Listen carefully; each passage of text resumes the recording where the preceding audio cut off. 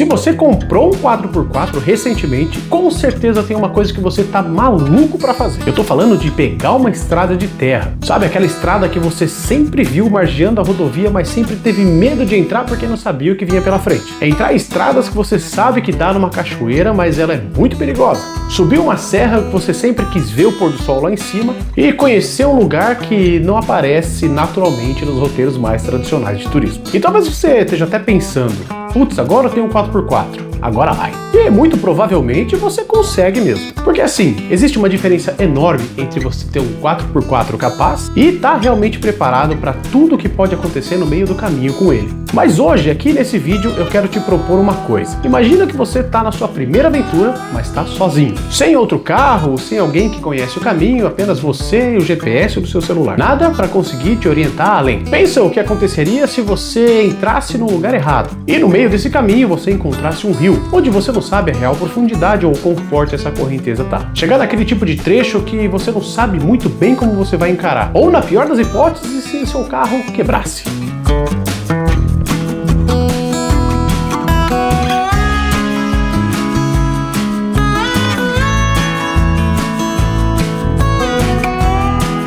Vamos lá para a primeira coisa que eu quero falar para você, que é sobre errar o caminho. Ah, Bruno, mas hoje tem GPS. Sim, esse não é o maior problema. O ponto é que o GPS sabe onde você tá, mas ele nem sempre está preparado para te falar onde você deve passar. Você pode estar seguindo uma rota que foi registrada anos atrás, e quando eu falo isso é sobre os aplicativos, por exemplo, o Wikiloc. Você pode estar sendo guiado pelo próprio Google Maps e ali onde ele diz que você tem que passar, tem uma porteira e essa porteira simplesmente está trancada. Ou até pode estar falando para você passar por uma ponte, mas ela simplesmente não existe mais. Pode te direcionar para alguma estrada que está abandonada em situação extremamente precária. E isso já aconteceu comigo diversas vezes. Ou até mesmo simplesmente aquele tipo de bifurcação que o GPS não consegue te explicar muito bem aonde você deve ir. E é aí que você deve tomar uma decisão. Esquerda, direita, pelo meio, você tem que escolher. E quando você escolhe, roda 5, 10, 15 quilômetros e quando perceber, começa aquela sensação de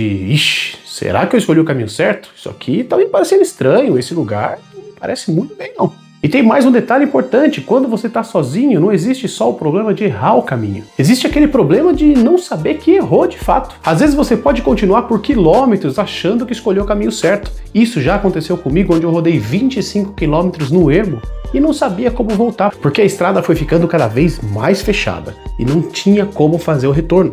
E aí você normalmente tem aquela pergunta, como é que eu faço para voltar? Porque afinal, uma coisa é você se perder no meio da cidade ali. Você pode acabar perguntando para um ou para outro que caminho você deve seguir. Outra coisa extremamente diferente é você estar a quilômetros do asfalto, sem nenhum sinal de celular, e uma estrada que você nunca viu. E é claro que existem inúmeras ferramentas para você evitar isso. Mapas offline, GPS, track logs, planejamento por mapas cartográficos tradicionais, tudo isso ajuda muito. Mas existe uma coisa que nenhum aplicativo ou tecnologia consegue substituir: alguém que conhece aquele caminho. Um exemplo, quando você viaja em comboio ou com alguma companhia que conhece aquele lugar, você não precisa descobrir tudo sozinho. Existe alguém ali que já planejou cuidadosamente a rota. Alguém que já passou por essas bifurcações e fez esse mapa. Alguém que sabe exatamente onde deveria estar e em que momento deveria estar. E isso, sinceramente, aqui entre nós, é o que diferencia toda a sua experiência.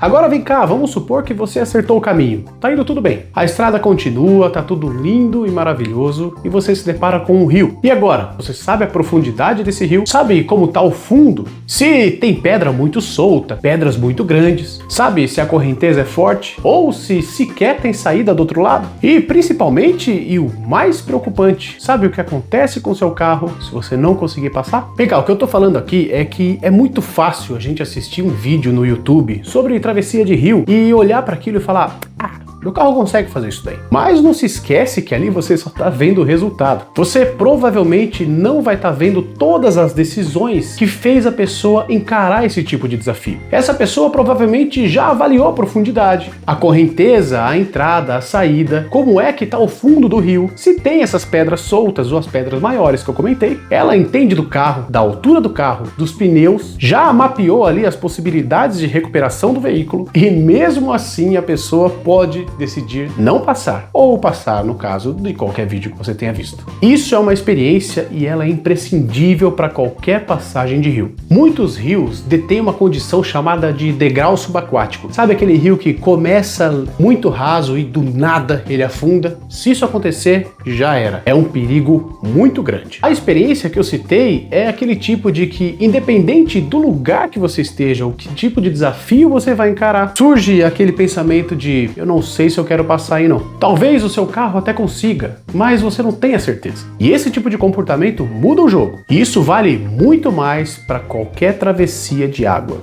especialmente sobre o tamanho dessa lâmina d'água, ou a profundidade versus o quanto seu carro pode encarar nessa profundidade. Se for maior do que o limite, seu carro engole água e dá o calço hidráulico. Seu carro pode boiar e pode levar o seu carro embora a própria correnteza. Esse é um dos perigos, talvez, de risco de vida real. Peraí, se você assistiu esse vídeo até aqui, é porque isso está interessante para você. E se está interessante para você, considera se inscrever no canal, deixar o sininho de notificações ativados, curtir esse vídeo e compartilhar com aquele seu amigo que está nessa mesma dúvida. E agora, bora para os próximos pontos. Agora vamos pensar que você conseguiu atravessar um rio ou você decidiu contornar ele e encontrou uma ponte. Chega num momento onde você encontra um atoleiro. Você decide ir lá, liga o 4x4 do seu veículo, reduz o seu veículo e começa a transpor esse obstáculo. Você vai acelerando, o pneu vai cavando, você vai ficando e o desespero vai tomando conta de você e dos ocupantes do seu veículo. Você engata ré, tenta sair de ré, o carro não responde, continua no mesmo lugar. Então você se encontra num fatídico momento onde você atolou, no meio do nada, numa estrada que você não conhece, onde não tem celular e, claro, sinal de celular. E você encara a segunda etapa desse problema. Como você vai sair dali? Você sabe onde prender uma cinta corretamente? Você entende dos pontos de recuperação do seu veículo? Você olha para uma árvore e consegue imaginar se ela aguenta o peso do seu carro? E guincho? Se você não tem guincho no seu carro, o que mais pode puxar? Como você vai sair disso? Até mesmo saber qual a direção correta para puxar o seu veículo. Porque quando a gente fala sobre resgate ou recuperação, não é simplesmente amarrar a fita ali e sair puxando. Um resgate mal feito pode causar um acidente muitas vezes fatal, e isso você com certeza não quer. O que eu tô falando aqui é que pode quebrar o seu carro, pode quebrar mais ainda do que já pode estar quebrado, uma cinta pode se soltar, uma cinta pode estourar, um cabo de aço pode chicotear, uma manilha pode sair voando, então sempre é um cenário muito, mas muito perigoso e deve ser feito porque quem entende ou quem tem experiência já. Um resgate mal feito pode virar um problema exponencialmente maior. Agora pensa aqui numa experiência quando você tem mais pessoas com você, dentro de um comboio, por exemplo. Seu carro atolou, todo mundo para, o comboio freia. Alguém desce, geralmente uma pessoa da organização, olha a situação, entende o que está acontecendo ali, dá algumas orientações, um pega uma pá, outro pega a cinta, ou chega alguém e engata o guincho, ou já vem de ré para puxar o seu carro. E alguém vai estar do seu lado falando, acelera, faz isso, faz aquilo, te orientando a sair da melhor forma possível. Isso parece ser uma coisa pequena, mas quando você está no meio do nada, nada substitui alguém com você, ou um comboio que vai te ajudar a sair desse perrengue. E no meio disso existe algo muito importante, que é o você aprender a fazer, aprender errando. Na primeira vez alguém te mostra, na segunda você já vai entender. Numa terceira talvez seja você que já vai estar ajudando outra pessoa. E é nesse cenário que a experiência é construída e as relações duram muito. Agora, já que a gente está falando tudo disso, eu vou piorar um pouco a situação. Você pode ter feito tudo o que eu falei anteriormente certo.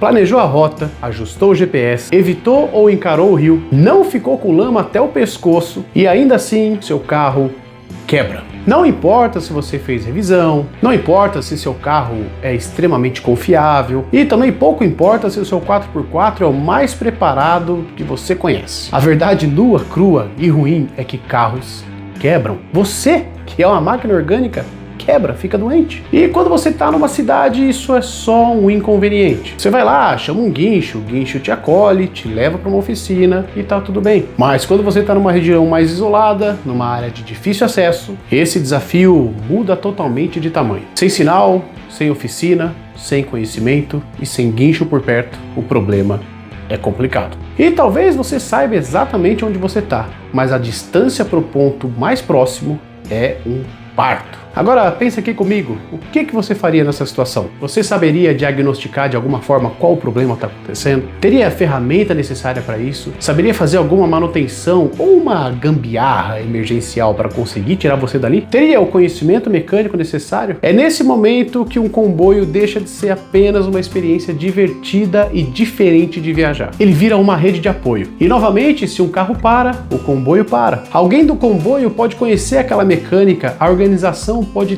ter um conhecimento mecânico, alguém ali tem uma ferramenta, uma pecinha ou um arame que vai funcionar exatamente como deveria funcionar para aquele momento. E às vezes, talvez ninguém consegue consertar ou não tem jeito para o negócio. E tá tudo bem, você não tá sozinho. E isso diminui consideravelmente o nível desse problema. Tem uma situação que é diferente de todas as outras. Você não se perdeu, não atolou, seu carro não quebrou, você tem sinal de GPS, tá tudo ali aparentemente certo. E do nada você olha para algum tipo de desafio e você sente aquele medo, aquele tipo de sensação que é um tanto quanto indescritível. E você sente que tem algo de errado ou algo pode dar errado e que você não deveria tentar fazer o que você está pensando fazer. Você pensa: será que eu devia passar aí? Você chega num rio, começa a entender um pouco melhor sobre ele e ainda vem aquele sentimento de: eu não sei se eu devo passar não. Olhar para aquela subida que é uma pirambeira miserável e pensar: eu acho que o carro consegue, mas sei lá. E talvez isso esteja te impedindo de poder explorar mais. Mas não jogue esse sentimento fora. Esse sentimento é um sentimento de sobrevivência. Ele ajuda você a evitar o pior. Não jogue ele fora, respeite-o. É natural sentir medo nessas situações, tudo bem? Mas se você sentir confiante, e mesmo assim tiver com medo, vai com cautela. Mas se você não tiver com confiança e tiver com medo, para tudo, dá meia volta, escolhe outro caminho e continua a sua viagem. Você comprou um 4x4 para isso, para encarar problemas possíveis, não impossíveis. Isso não vai fazer você menos aventureiro ou menos overlander. Você vê a viagem das outras pessoas, as paisagens, as cachoeiras, os locais que elas estiveram e pensa: quero estar ali também. Esse é o sentimento que move o overlander. Confiança a gente cria, constrói. Medo existe para demonstrar coragem, mas não imbecilidade. Pense bem, é uma reação muito natural do nosso cérebro sobre o desconhecido. E a gente acaba enfrentando muito desconhecido às vezes. Na verdade, de tudo que eu tô falando aqui, eu acho muito preocupante o contrário. Aquele tipo de pessoa que olha para qualquer situação e pensa: ah, isso aí dá para passar, ah, isso aí dá para fazer, ah, tira isso aí de bandeja. Isso é um problemão, porque a aventura ou overland 4x4 não é não sentir medo. A aventura é saber reconhecer quando uma coisa merece respeito. E o seu medo é respeitável, o caminho deve ser respeitado e principalmente os desafios e os limites do seu veículo com certeza devem ser respeitados. E é justamente nesse momento que viajar acompanhado muda totalmente a sua experiência. Ter alguém que conhece o caminho e fala: não vão por ali, vão por aqui, ou segue eu, que eu sei onde eu tô indo. Ou até mesmo aquele ponto de olhar para um obstáculo, olhar para um desafio e falar: ó, ali a gente consegue, aqui já é mais difícil. Isso é muito bom. É por isso que muitas vezes, cada vez mais, as pessoas estão fazendo suas primeiras expedições e passeios em grupo. Não porque são incapazes de viajar sozinha, mas porque querem começar a viajar sem ter que passar pelo pior. É interessante porque você vai, conhece, aprende, observa e gera confiança.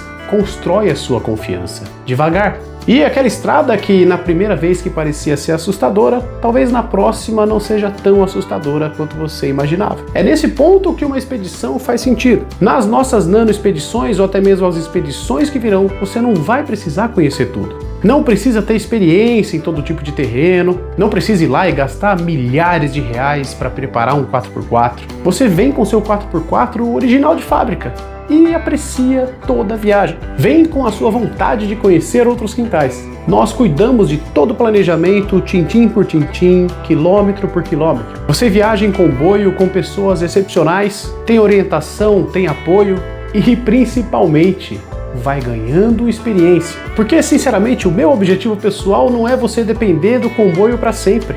É fazer você descobrir consistentemente que pode ir muito mais além. Então eu quero terminar com a mesma pergunta que eu fiz lá no começo. Se amanhã você encontrar uma estrada que você nunca viu, uma estrada que não aparece nos roteiros tradicionais ou que sai em algum GPS, aquele tipo de estrada que vai dar numa cachoeira maravilhosa, num mirante absurdo, num pôr do sol incrível, você entraria sozinho?